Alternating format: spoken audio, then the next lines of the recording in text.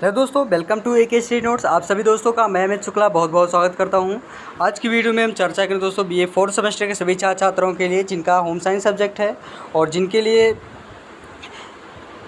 हाल ही में पेपर हुआ था, उनके लिए ये मॉडल पेपर बहुत ही मोस्ट इम्पोर्टेंट होगा और जो मॉडल पेपर हम आपको सॉल्व कराते हैं वो आपके लिए बहुत ही लाभदायक होगा।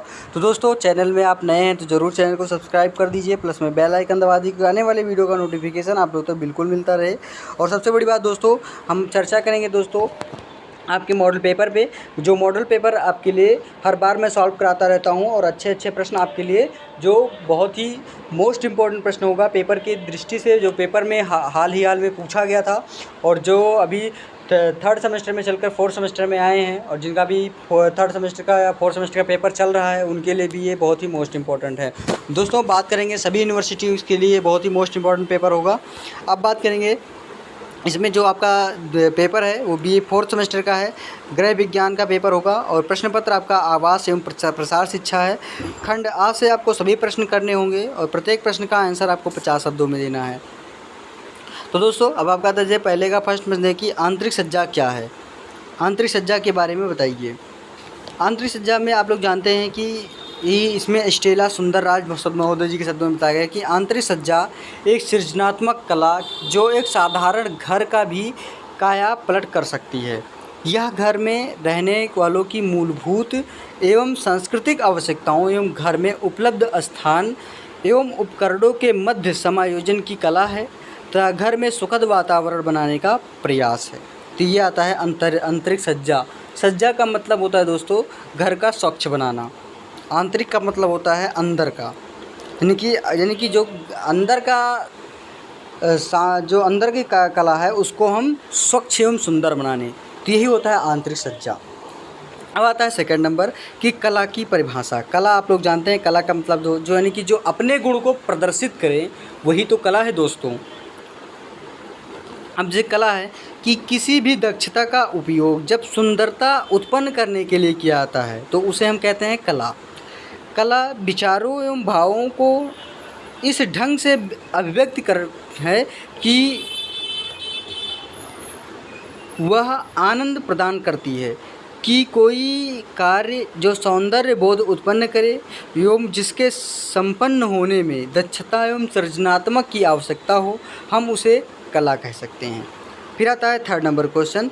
थर्ड नंबर है कि ह्यू क्या होता है। ह्यू का मतलब क्या होता है। ह्यू का दोस्तों होता है कि गोल्ड स्टेन एवं गोल्ड स्टेन जी के अनुसार होता है कि ह्यू ऐसा शब्द होता है जो कि रंगों का नाम को दर्शाता है, जैसे लाल, नीला व हरा। ह्यू का मतलब क्या है दोस्तों, रंग जो नीला, लाल, हरा और लाल का आपको दर्शाता है, नीला, लाल और हरा का बोध कराता है। उसके बाद फिर आता है दोस्तों नेक्स्ट क्वेश्चन फोर्थ नंबर कि मोरिबाना और नाजीरे का क्या मतलब होता है, कि मोरिबाना और नजीरे क्या है। इसमें आता है मोरिबाना का मतलब दोस्तों बताया गया है कि मोरिबाना और नाजीरे जापान का प्रचलित पुष्प सज्जा शैलियाँ हैं। आपको जानना बहुत ज़रूरी है कि नाजीरे क्या है और मोरिबाना क्या है। नाजीरे जो है वो आपका कहाँ का है, जापान का प्रचलित पुष्प सज्जा शैलियाँ हैं। मोरिबाना में चौड़े उथले पात्रों का उपयोग पुष्प सज्जा के लिए किया जाता है तथा नाजीरे में लंबे पात्रों का प्रयोग किया जाता है। तो ये होता है मोरिबाना और नाजीरे का मतलब।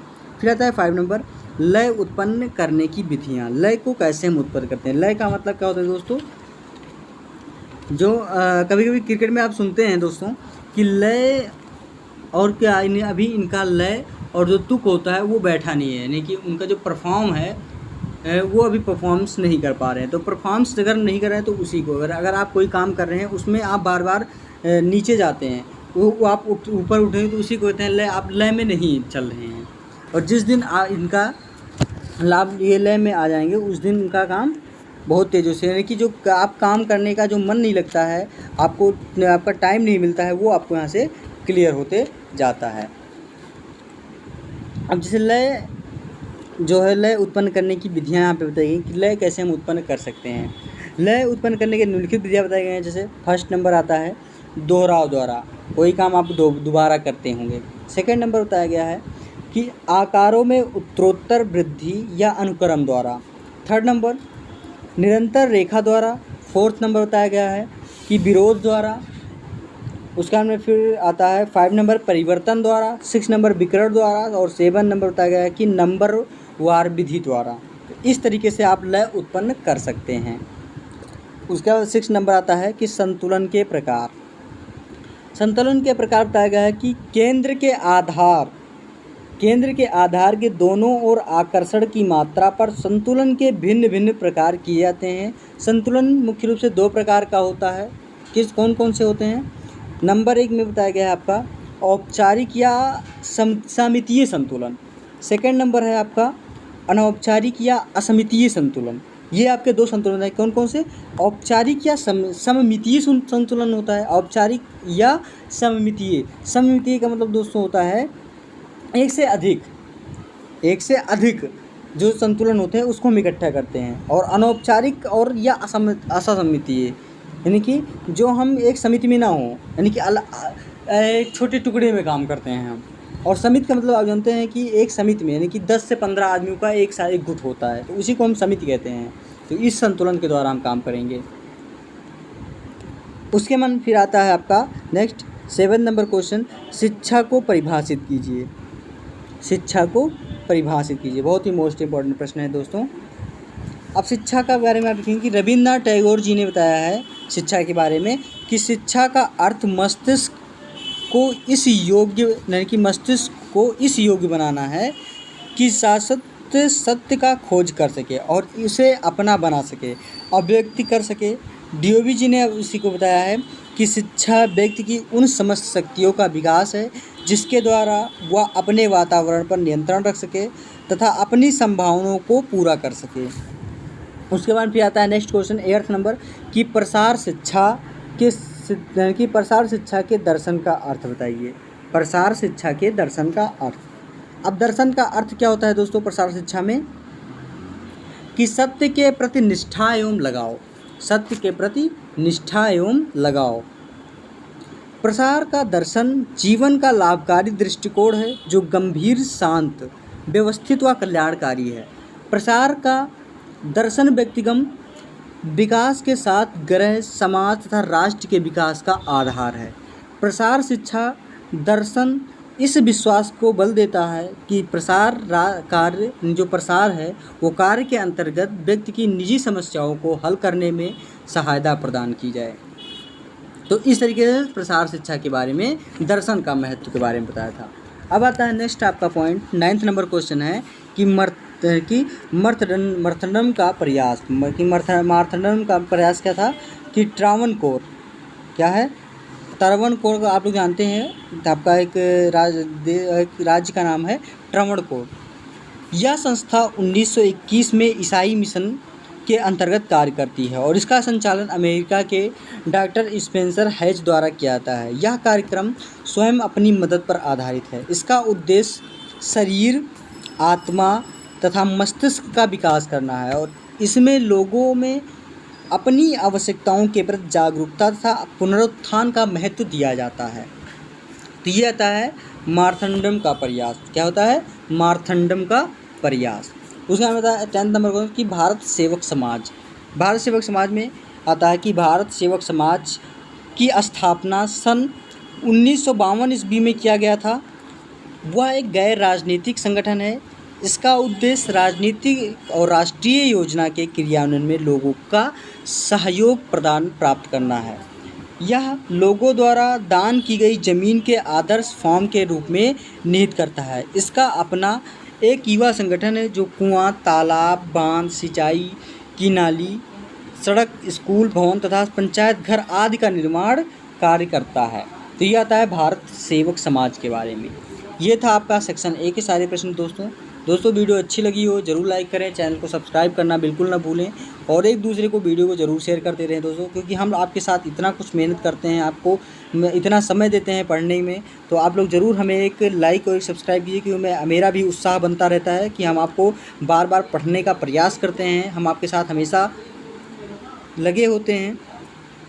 उसके बाद आता है खंडवा। खंड बा में केवल 4 प्रश्न करने हैं। इसमें प्रत्येक प्रश्न का आंसर आपको 150 शब्दों में देना है। अब सेकंड प्रश्न दिया गया है कि समूहीकरण से आप क्या समझते हैं। बहुत ही मोस्ट इंपॉर्टेंट प्रश्न दोस्तों, हर बार आपके प्रश्न में पेपर में ये प्रश्न पूछा गया है।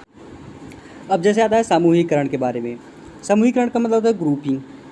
इसमें आता है देश पांडे जी के अनुसार कहा गया है कि समूहीकरण का अर्थ है कमरों की परस्पर स्थिति को देखते हुए उनकी व्यवस्था करना। यह व्यवस्था कमरों के कार्यों के सहसंबंध के अनुसार है। यदि नक्शे में समूहीकरण पर यथोचित ध्यान न दिया गया हो तो आवास असुविधाजनक हो सकता है। आवास के में मुख्यतः 3 समूह होते हैं और इनके एक दूसरे के संबंध करना आवश्यक योजना का अंग होता है। जैसे फर्स्ट नंबर बरामदा हो गया या बैठक का समूह। इसमें आता है यदि बरामदा बैठक के अपेक्षा किसी शयन कक्ष में खुलता है तो वह असुविधाजनक होगा, अतः बरामदा बैठक एवं बैठक को समूहीकृत करना होगा। सेकंड नंबर आता है शयन कक्ष। छोटे मकानों में एक ही शयन कक्ष होता है किंतु बड़े मकानों में 1 से 2 या 1 से अधिक होते हैं। सामान्यतः शयन कक्ष में कुछ फासले तथा आवास में एक अलग खंड में रखे जाते हैं ताकि एकांतता यानी प्राइवेसी बनी रहे। शयन कक्ष के साथ आजकल स्नान गृह, शौच गृह जुड़े रहते हैं। यदि ये शयन कक्ष से दूर हैं तो असुविधा होती थी। साथ ही साथ कम से कम एक बाथरूम ऐसा है कि जिस तक स्वतंत्र रूप से अर्थात बिना किसी कमरे में जाए पहुंचा जा सके। फिर आता है थर्ड नंबर रसोई भंडार या भोजन कक्ष। ये भी एक दूसरे से निकट होना चाहिए। ये भोजन रसोई से दूर है तो गृहिणी को असुविधा होगी किंतु रसोई घर बैठक के बहुत निकट न हो, अन्यथा मसालों आदि गंध बैठक तक पहुंचेगी। रसोई घर मुख्य प्रवेश द्वार से बहुत दूर न हो जाए क्योंकि अधिकांश समय गृहिणी रसोई घर में ही रहती हैं और उसे बार बार आगंतुकों के लिए द्वार खोलने जाना पड़ता है।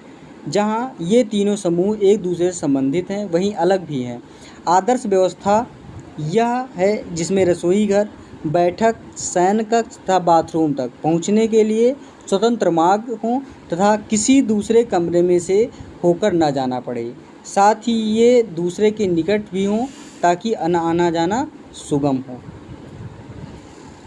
तो ये आपका होता है समूहीकरण के बारे में। उसके बाद पे आता है नेक्स्ट क्वेश्चन आपका थर्ड नंबर कि आवास में खाली स्थान का क्या महत्व है।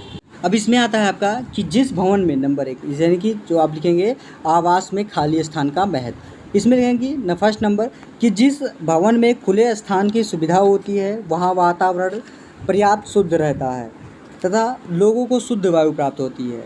सेकेंड नंबर सर्दी के दिनों में सूर्य का प्रकाश भी स्वास्थ्य के लिए आवश्यक है। खाली स्थान से भवन में सूर्य का प्रकाश पर्याप्त मात्रा में आता है। थर्ड नंबर है कि आवास में खुला स्थान होने से सुबह शाम टहलने के लिए इसका उपयोग किया जा सकता है। फिर आता है फोर्थ नंबर कि कुछ घरों में बच्चों के यानी कि खेलने कूदने की सुविधा नहीं होती है।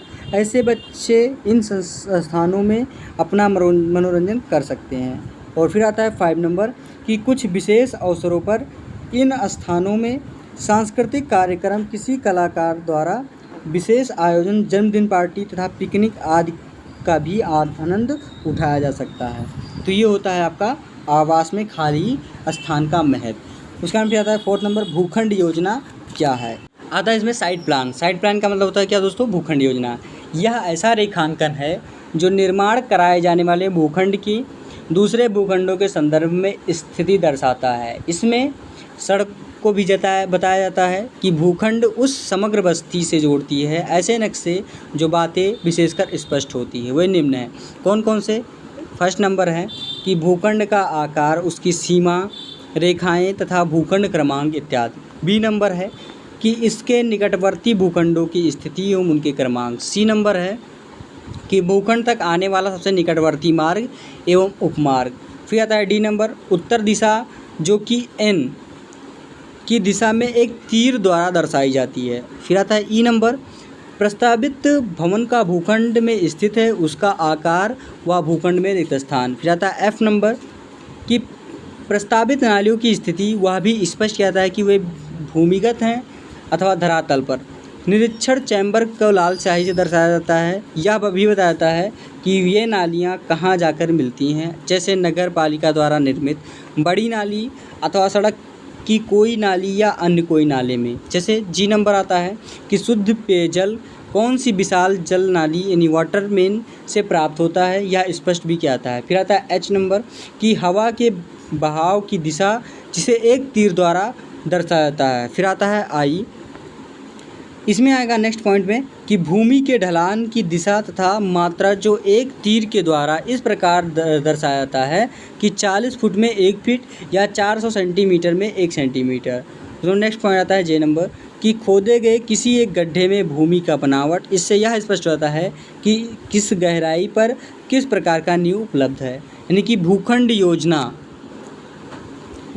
योजना को 2 उपभागों में विभाजित किया जाता है। जैसे फर्स्ट नंबर में दर्शाया गया है कि भूखंड योजना साइड प्लान में, उसमें उस पूरी आवासीय योजना को जिसका यह भूखंड एक भाग है और दिखाया जाता है कि यह नक्शा प्रायः 100 सेंटीमीटर यानी कि 100 सेंटीमीटर में 1 सेंटीमीटर या 1 सेंटी बराबर 400 सेंटीमीटर का परिणाम यानी स्केल में बनाता है। फिर सेकंड नंबर है,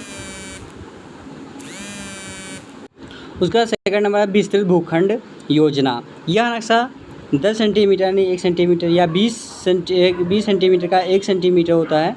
इस प्रकार 100 सेंटीमीटर के माप में बनाया जाता है और केवल उसके निकटवर्ती भूखंड तथा मार्ग बताए जाते हैं। उसका फिर 5 नंबर क्वेश्चन आता है कि फर्नीचर का महत्व बताइए। बहुत ही मोस्ट इंपॉर्टेंट प्रश्न ये भी है।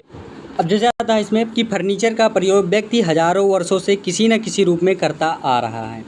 ऐसा माना जा रहा है कि इसका आरंभ हजारों वर्ष पूर्व मिस्र में हुआ था। धीरे धीरे सभी देशों ने इसकी उपयोगिता को स्वीकार किया तथा अपने स्तर पर इसमें सुधार किया गया। फर्नीचर का महत्व केवल सज्जा के दृष्टिकोण से ही नहीं बल्कि कई उपयोगों के कारण ही इसे स्वीकार किया जाता है। जैसे फर्स्ट नंबर बताया गया है सज्जा के दृष्टिकोण से। वर्तमान समय में फर्नीचर के अभाव में घर की सज्जा का विचार हास्यास्पद है और फर्नीचर में प्रत्यक्ष कक्ष की शालीनता, भव्यता एवं अलंकरण बढ़ता है। सेकंड नंबर आता है दोस्तों स्वास्थ्य के दृष्टिकोण से। स्वास्थ्य के दृष्टिकोण से भी फर्नीचर का विशेष महत्व है। सर्दी में ज़मीन पर कुछ बिछाकर बैठने से भी शरीर पर सर्दी का प्रभाव नहीं पड़ता है। ज़मीन पर सोना बच्चों तथा बुजुर्गों के दृष्टिकोण से अत्यंत कष्टप्रद है। थर्ड नंबर है कि समय एवं शक्ति बचत के दृष्टिकोण से फर्नीचर हमारी शक्ति तथा समय की बचत करता है। बार बार उठाने तथा बैठने से हमारे शरीर में से अत्यधिक मात्रा में ऊर्जा का व्यय होता है। और इसके अलावा रसोई घर में बनी अलमारियाँ विशेष रूप से हमारे कार्य को आसान बनाती हैं। फिर आता है फोर्थ नंबर संग्रहण के लिए कि फर्नीचर का उपयोग विभिन्न प्रकार के सामानों का संग्रह करने के लिए किया जाता है। यह क्रॉकरी, कपड़े, किताबें, बर्तन आदि रखने के लिए उपयोग में लाई जाती हैं। 5 नंबर है कार्य क्षमता बढ़ाना। कि फर्नीचर हमारी कार्य क्षमता भी बढ़ाता है। यानी कि अध्ययन कक्ष में उचित मेज एवं कुर्सी का होना तथा कमरे में ही बुकरेक का होना निश्चित हो।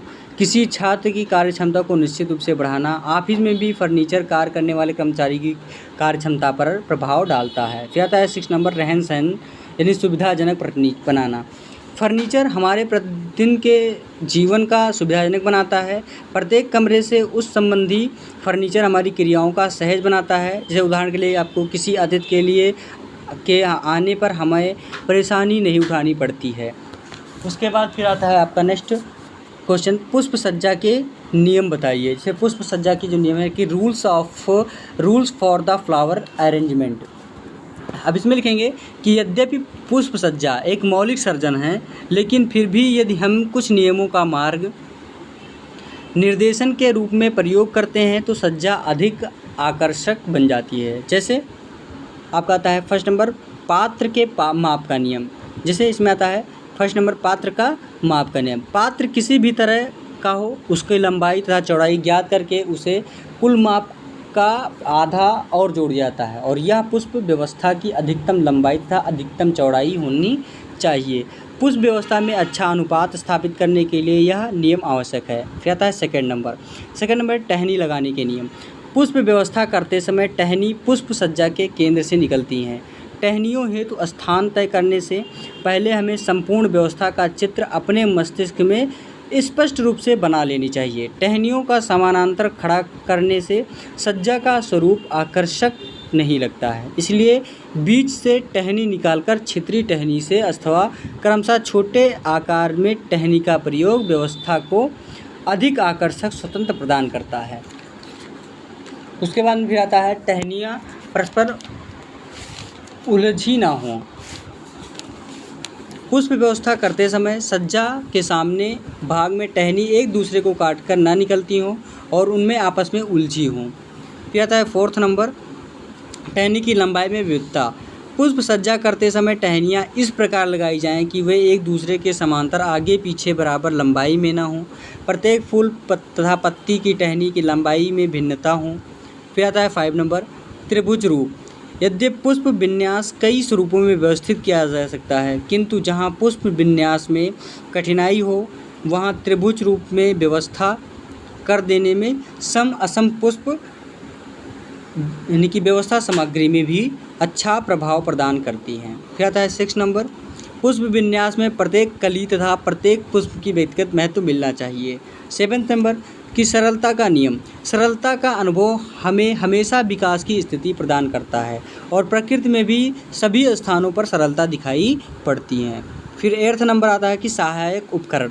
पुष्प सज्जा करने के कुछ सहायक उपकरण होते हैं जिनके प्रयोग में सावधानी रखना अपेक्षित है कि ये पुष्प सज्जा में हमें दिखाई पड़े, अन्यथा यह सज्जा की सुंदरता का प्रभाव कर देते हैं। फिर आता है 9th नंबर कि संबंधित साहित्य का अध्ययन। पुष्प सज्जा करते समय संबंधित साहित्य का अध्ययन हमारी जानकारी का क्षेत्र विस्तृत कर देता है और अतः अच्छी पुष्प व्यवस्था सीखने के लिए यह आवश्यक है कि हम अधिक संबंधित साहित्य पढ़ें। फिर आता है 10th नंबर, नकली पुष्पों के प्रयोग का वर्णन। पुष्प विन्यास एक प्राकृतिक ताजगी तथा स्वाभाविक प्रदान करने वाली कला है, अतः इसके मध्य कृत्रिम पुष्पों तथा टहनियों का प्रयोग नहीं करना चाहिए। फिर आता है 11th नंबर, दक्षता तथा विवेक। इसमें मतलब कि पुष्प सज्जा की कीमती वस्तुओं का प्रयोग करने की आवश्यकता है, बल्कि उपलब्ध साधनों के विवेक तथा दक्षता के मिश्रण में हम कलात्मक स्वरूप की उत्पत्ति कर सकते हैं। पुष्प विन्यास ऐसी कला है जो दक्षता एवं विवेक से परिमार्जित है। इसके यानी किसी भी मकान में पुष्पों के द्वारा 2 प्रकार की सजावट की जाती है। कौन कौन सी? फर्स्ट नंबर है मकान की बाहरी सजावट जो आउटडोर डेकोरेशन ऑफ हाउस होता है, और 2 नंबर है मकान की भीतरी सजावट जो indoor decoration of house. First number में आता है आपका मकान की बाहरी सजावट में कि मकान के बाहर के वातावरण को सुंदर तथा मधुरमय बनाने के लिए विभिन्न रूपों में पेड़ पौधों की सजावट की जाती है। और फिर आता है सेकंड नंबर मकान की भीतरी में सजावट जो है जो पुष्प विन्यास कमरे के अंदर किया जाता है, जो वह भीतरी सजावट के अंतर्गत आता है। तो ये होता है दोस्तों